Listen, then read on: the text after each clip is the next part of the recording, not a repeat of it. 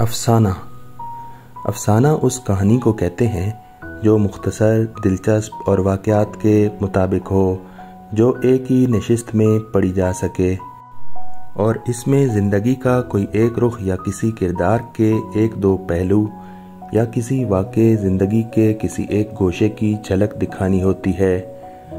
افسانہ نگار ان جھلکیوں کے ذریعے کسی ایک تاثر کو نمایاں کرنا چاہتا ہے، اسی لیے افسانے میں وحدت تاثر کا ہونا ضروری ہے۔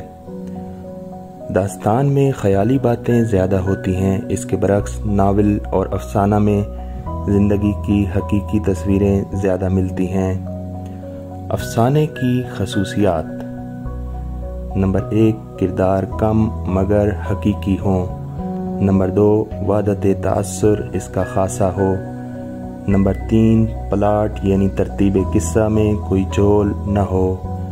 نمبر 4، افسانے کی سب سے بڑی خصوصیت اس کا اعجاز و اختصار ہے۔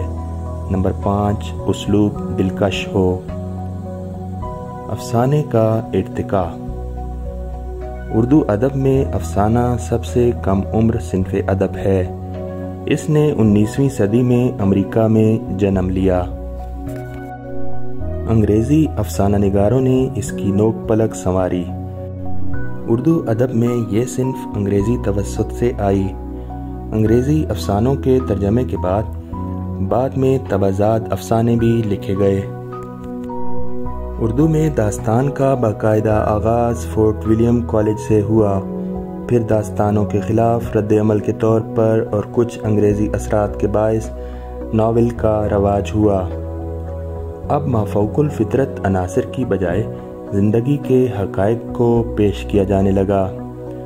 افسانہ دراصل مشینی دور کی پیداوار ہے، جب صنعتی انقلاب کے باعث پیدا ہونے والے جدید معاشرے کے حالات و مسائل نے انسان کو اتنا مصروف کر دیا کہ وہ طویل داستان اور ناول کے لیے وقت نہ نکال سکا، تو اس نے ذہنی آسودگی حاصل کرنے اور مسائل کا حل تلاش کرنے کے لیے مختصر افسانے کے دامن میں پناہ ڈھونڈی۔